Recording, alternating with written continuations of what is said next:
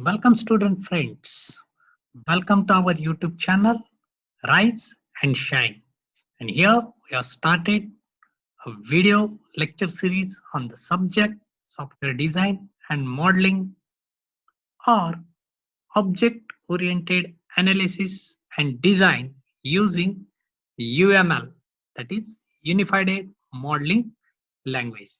This is second session in this video series. From this session, we are going to see some of the object-oriented methodologies. So, in this session, we are going to see very first object-oriented methodology, that is Buch methodology. So, let us start. So, Buch methodology. So, Grady Buch proposed this methodology in his book Object Oriented Design in 1991. The primary aim of this object oriented design was to establish a base for implementation of object oriented systems. So, to establish a base to analyze and design the software system with respect to object orientation was the primary aim of this Buch methodology. The main concern of this method or methodology is the iterative process and creativity of designer in order to develop object-oriented system. Means this Buch methodology is iterative one. Some of the processes in this methodology we are performing iteratively. Iteratively means in a cyclic order. That is first cycle, second cycle, third cycle. In this way, iteratively we are performing same processes. It combines analysis, design, and implementation and provides a sound object-oriented software engineering processes for all the stakeholders such as analyst, designer, as well as the developers and maintenance people. So it combines all the phases in SDLC, analysis via design towards implementation. Next, this methodology consists of identification of interfaces at various levels. Means whatever the interfaces we require, that is when we are moving from one phase of software development to another phase of software development. So what is the interface between these transitions? So this methodology consists of identifying that interfaces so that there is a seamless transition between the phases of software development. The main concern of this method is the iterative process. We already seen it is a iterative one. This point we already covered on last slide. It follows the incremental and iterative life cycle. That is both the basic life cycle models for software development. Incremental means before finishing the first cycle of whole development, second cycle or second version of that software development, we are start developing. It is called incremental, and iterative means cyclic one. So it follows incremental and iterative, both these cycles. Other hand of this Buch methodology, it is criticized for his large set of symbols. So Buch provided so many diagrams, for each and every diagram so many symbols. So many of times we are not using that all the symbols and all the diagrams to develop the system. So sometimes it is criticized, though it is a good thing. It provides so many symbols, so many options. It gives so many tools or so many symbol to design the system, but that good thing is sometimes also criticized. Why Butch included so many symbols? Next, we are going to see what are the diagrams introduced by Butch methodology, or what are the diagrams Butch have developed or Butch developed to analyze and design a object-oriented system. So very first diagram was a class diagram. So class diagram of Butch methodology describes the roles and responsibility of objects. Whatever the real-time entities in a business, what are their roles, what are their responsibilities. So to describe that roles and responsibility of a real world entity or object, such class diagram is used. See here, the class is represented by such a symbol, and this is a class diagram in Butch methodology. Next is object diagram. It describes the desired behavior of system in terms of scenarios. That is a real time, how values are changed. And this is the symbol, that is a cloud symbol, is used to represent the object name and its attributes. So here we represent the value of attribute also, that is scenario wise how the value of attribute is changed. Next is state transition diagram. So it represents the state of the class based on the stimulus. Stimulus means the external things happening outside the system. So state transition diagram describes the state of the class. If anything is happen outside the system, what is the effect of that stimulus on class? To describe it, state transition type of diagram is used. Next is a module diagram to map out where each class and object should be declared. Module diagram, that is whatever the classes, objects we have find out or we have described using class diagram, but exactly where to map that classes. So module concept is introduced from Butch methodology. So that module diagram describes where to declare or include the classes and objects. Next is process diagram, which determine to which processor to allocate a process. Process diagram means it is used at a deployment level. That is which class, which block of code we should allocate to which processor or to which node. So to describe this thing, process diagram used. Such a diagrams are used at implementation level. And some interaction diagrams are also developed by Butch, or it is included in a Butch methodology.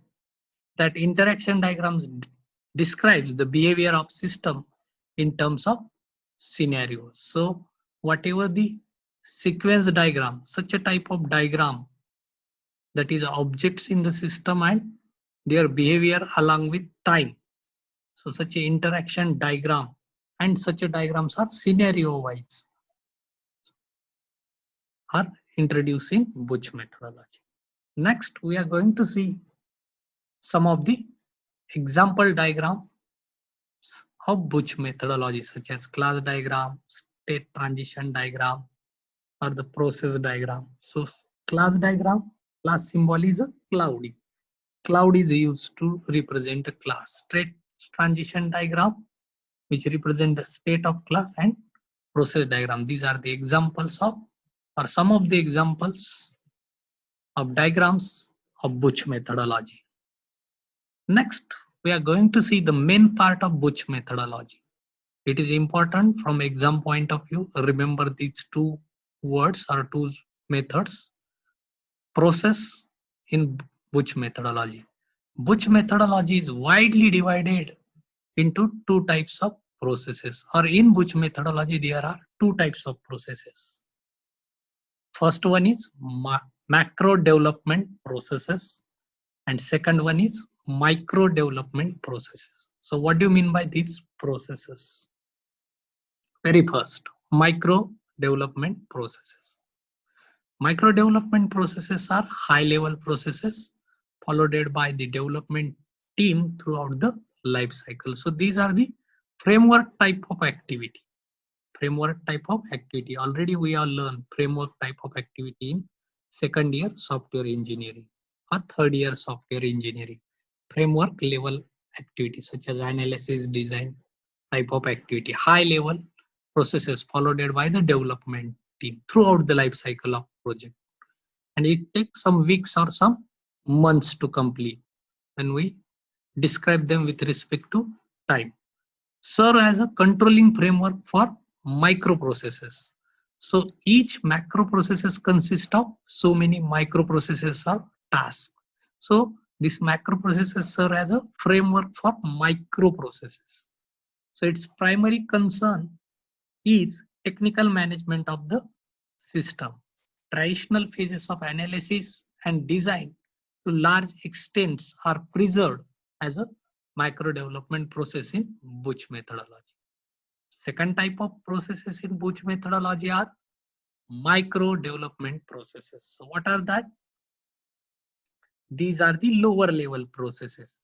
Each macro processes has its own micro processes. Description of day-to-day activities by single or small group of developers are described as micro development processes. Suppose writing some test cases for some scenario is a micro development process, or designing a class diagram for particular module, micro development, or writing some unit code for some activity, day-to-day activities by single or small group of developer. Each macro development process has micro development processes. So again, we will go in much deeper or in much specific way to macro development processes. What are the macro development processes in Buch methodology? Very first, macro development processes or framework type of activity in Buch methodology is conceptualization. Very first macro development process. It is the first phase of Buch methodology. In this phase, requirements are established using context diagram and prototypes. The outcome of this phase are core requirement of the system. Then second macro development is analysis and development of the analysis level model. Here we describe the role and responsibility of object using class diagram. Analysis level class diagram is developed. Describe the desired behavior of system using object diagram, or some interaction diagrams are drawn here or models are developed here. Next macro development process is design or creation of system architecture. So in this macro development process, decision about the classes and relation about them are established using class diagram. Object collaboration mechanism using object diagram is described. Also in this macro development process, each class and object declared using module diagram, that is mapping is done here using module diagram, which class and which object declare where. So that mapping is happen, means modules are identified and classes are allocated to that modules, means architecture of system is created here. Process allocation to processor are also done here using process diagram, means in this phase class diagram, object diagram, module diagram and process diagrams are developed. And a whole developing these models means developing the architecture of whole system. Next process is evolution or implementation. Once architecture is ready, in evolution or implementation macro development process, we produce a stream of software implementation or executable releases are there. Each of the release is a refinement to prior one. So it is iterative and incremental. Butch methodology is iterative and incremental. So many releases or executables are released in this implementation development process, and it follows many iterations, iteration by iteration, and in each iteration, whatever the release is produced, it is a superior than previous one. And lastly, but not the least, maintenance, which in the maintenance, we make the localized changes to the system to add new requirement from customer side, or to remove the bugs, or to fix the bugs in the system which is identified by the end user, or depending upon the feedback of the end user. So this maintenance is a post development activity, or some post development activities are carried out in this maintenance, such as user training, the development of user manuals, or such a things are happen, or collecting customer feedback, and based on that feedback, remove the bugs or fix the bugs or introduce new requirements. So post deployment activities are there. So macro development process, remember, conceptualization, analysis, design, implementation, maintenance. Framework activity, similar to generic framework modeling, ESC, or software engineering. So macro development processes are framework type of activities. Next, micro development process. Each macro processes has its own micro development process. These are the lower level processes. The following recursive steps are followed in object-oriented design or Butch methodology as a macro processes, such as identification of classes and object. In each macro development process or framework type of process, we identify classes and object. Iterative, identification of semantics of classes and objects. Semantics of classes and objects means we are adding more and more details to classes and object in every phase, whether it is conceptualization, or whether it is a design analysis, or implementation, or maintenance. Identification of relationship among the classes and object. Again, we are refining the things. Micro, in each and every phase, macro development, we can do this thing, identification of a relationship, or specification of interfaces and implementation of classes and objects. So this is micro development processes. So micro development processes are iterative one. Again, identification of classes, identification of semantics, identification of a relationship among classes, and specification and interfaces. So these are the micro development process. Iteratively, again and again, we are doing this thing in every phase. So exam point of view, this topic or this point in syllabus, that is Butch methodology, two types of question are asked. Describe in brief micro and macro development process by Grady Butch. So you have to remember that two diagrams here. Or sometimes in exam, examiner or paper setter will ask you briefly describe Butch system development process.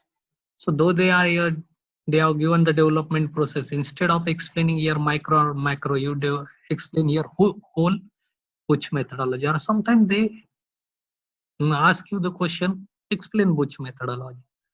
So how to remember this point from exam point of view? Summary of Butch methodology. Butch methodology, object-oriented, iterative, incremental methodology. 6 different diagrams are introduced, so many symbols, so many diagrams, two types of processes, macro and macro. That's it for Butch methodology. Remember this point. So here Butch methodology is finished. So this session is very much informative for you people. Do not forget to like, share, and subscribe our channel Rise and Shine. Also press the bell icon in front of our channel name so that you will get the notification about our new videos. On the channel you will get the information or videos using infographics presentations from KG to PG, as well as from Stotras, that is Bal Sanskar, to any programming language syntax such as Python, Angular, everything is there. So like, share, and subscribe our channel. Keep watching, keep learning.